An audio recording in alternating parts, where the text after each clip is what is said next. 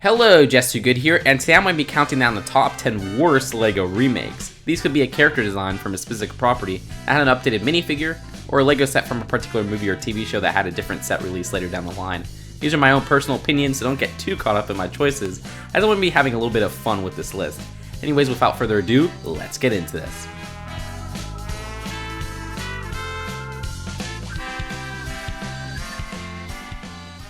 Starting off the list is the Brick Bounty, a 2015 LEGO pirate set. I consider this set a remake of the 2009 pirate ship.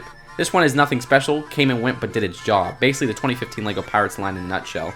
The build is fine, but the name is why this set is on the list, something I have a personal gripe with, the Brick Bounty.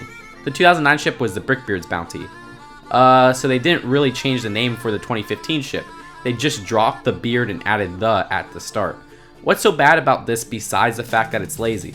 Well, you see, in 2014, LEGO had a naming contest on Rebrick for this set. Whoever could name the ship would receive the set signed as it came out in 2015. The winner was LEGO Buff Productions, who named the set The Brick Bounty. You know, congrats to him, go check out his channel because he has quality videos, and I don't mean any malice when I say this, but what a lazy choice for a name. This could have been an opportunity to come up with a really cool and new name for the LEGO Pirates legacy, but nope, the Brick Bounty. I don't remember if I entered this contest, but I know people who put effort and careful thought into their name selections for this set, and when I heard that was the winning name, I was in complete disbelief that a name so unoriginal beat off all the other potential names.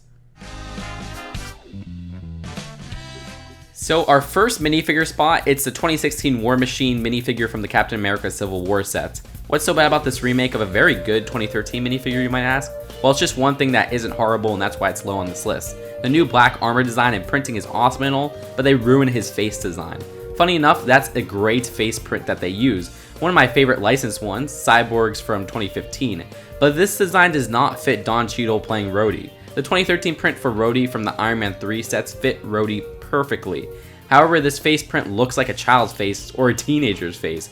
Rhodey is an adult. As I usually say on Twitter, sad. Okay, so this spot is an obscure one, the 2012 VIP exclusive Best of Minifigures pack. So like the Brick Bounty, this one was a fan choice. Sort of. Not with the name, but rather the 5 minifigures. The choices were left up to a poll at the end of 2011. And the vote was to bring back 5 minifigures, all from LEGO Minifigure Series 3, which is the worst LEGO Minifigure series in my opinion. If you haven't seen my top 10 worst LEGO Minifigure series video, go see it for explanation. Seems like the poll could have been a bit crooked. I mean, all them being from Series 3, they picked some uninteresting figures as well, like the Mummy and Space Villain. You're telling me that the Mummy beat the Series 1 Zombie, a minifigure that was hard to find even at the time of the vote? You may say this isn't a remake, Just Too Good. It's a re-release of these figures. But that's where you're wrong. They chose to change one thing from the original minifigures. The Mummy's dark red scorpion is now gold. I don't know why they changed this, but they made it qualify for the list with that change. Thankfully, this was only $13 at release, and Minifigure Series 3 packs were $3, so it was a good deal. And it did bring back some fan favorites like the elf and gorilla. Still, the choices for the others and the fact all were Series 3 was pretty jarring. Ugh, remember this dude? Yeah, I mean I had to include the LEGO Darth Maul remake from 2015. Darth Maul in LEGO minifigure form has had a great legacy. The original 1999 one had one of the most intricate face prints for the time, which still looks good to this day. We finally got the top of his head as a new piece in 2011, which that minifigure design for Maul's face is probably the best. Then in 2015, we got this new face design with Maul that just looks creepy in the wrong way. Ugh, that grin makes me uncomfortable. I want to keep the kids away from this dude. It's a step back, and for some reason they still use it to this day. I mean, the same face appeared in a smaller set earlier this year. The 2015 LEGO Winter Village Toy Shop. As somebody who has the most of the LEGO Winter Village sets, this is the one I don't have and don't plan on getting. The design of this set is great because it's a close remake of the first Winter Village set ever. They didn't change the overall design. The original is a fantastic set, but we only get one Winter Village set per year, so this wasted the 2015 spot. What makes this set so personally bad to me is the fact that I own the original and this only came out a mere 6 years after the last. Look, I understand when LEGO does remakes of licensed models, because they're obligated to by the license holder who likes to keep the popular vehicles on shelves, but to have a fantastic direct-to-consumer set re-released for $20 more with the same design, same colors, is a poor choice. They could have easily made a new toy store with a different but similar design, heck, change up the colors, but nope. Even worse, because this wasn't a new building and in 2016 we get a new train, we had to wait a full 3 years to get a new building in the Winter Village line, which is the LEGO Winter Village Station. Speaking of weak direct-to-consumer sets, the 2016 LEGO Star Wars Death Star remake was destined to take a spot high on the list. The old one from 2008 was $400, this one is $500. Even with inflation considered, that $100 price increase isn't justified. Really, the price hike made this a disappointment. Sure, you get new minifigures, but only 200-ish new pieces were added. Come on, with that price, maybe increase it a bit more, and the designers could have added something like plates to cover the outside that were easy to remove. But nope, it was just the same old standard design. Seemed like a waste of a re-release. The next entry is an easy one, agreed upon by many, the 2016 LEGO Star Wars Assault on Hoth set. Look, this is a remake of multiple sets, but the execution ticked off many adult LEGO fans, which was seen as a target audience with the UCS seal.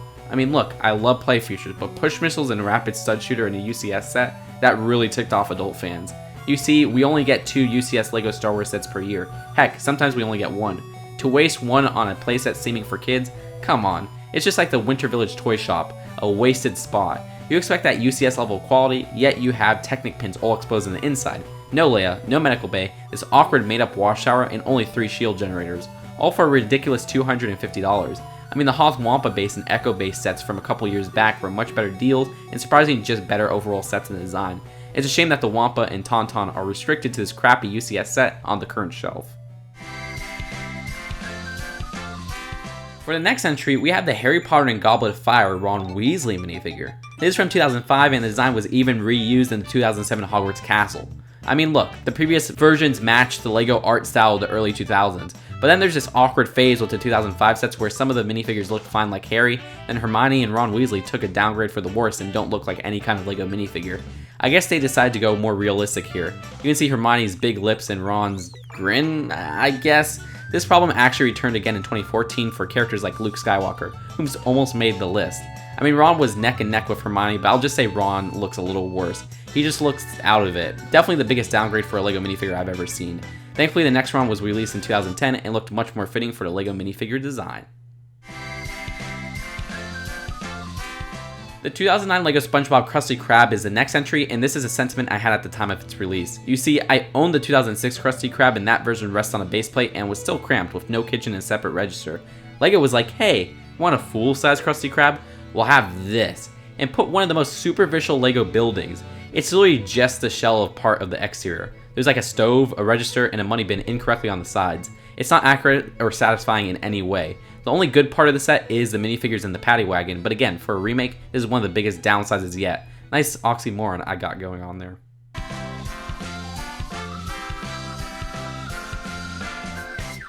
So, the worst remake is the one that inspired me to make this list. The Luigi and Guido's Pit Stop set from the LEGO Juniors Cars 3 line, released in 2017. Okay, so the main selling point of this small $10 set are the 2 vehicles. Well, Luigi is a terrible remake of his previous version, and Guido is definitely weaker than his previous version.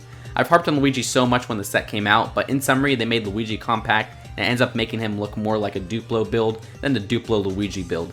It's terrible, he needs more space in between his wheels, he looks like a banana on wheels. And look, the 2x2 plate does not work as his hat. Guido has this split level plate that is used to hold stuff and just looks like a weird mustache or something. Now he can't even hold a wheel to his front piece. While most of the 2017 LEGO Cars designs are improvements from the original, these 2 are major downgrades. And that's why this set starring the 2 is, in my opinion, the worst LEGO remake. Anyways, what are all of your choices? Leave your thoughts in the comments below, and I'll see you guys later. Peace out. Bye.